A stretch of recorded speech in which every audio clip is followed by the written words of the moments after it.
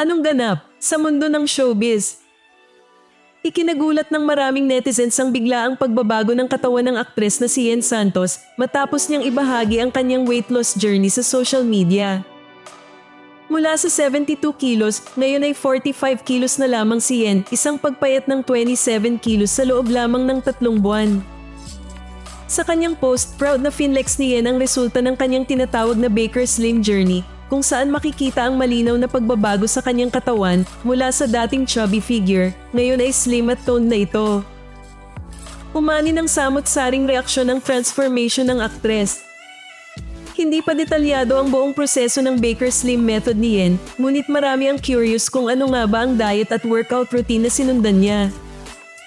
Ilan ang naniniwala na malaki ang papel ng disiplina at consistency sa kanyang pagbabago. Gusto mo rin bang malaman ang sikreto ni Yen sa Baker Slim Journey?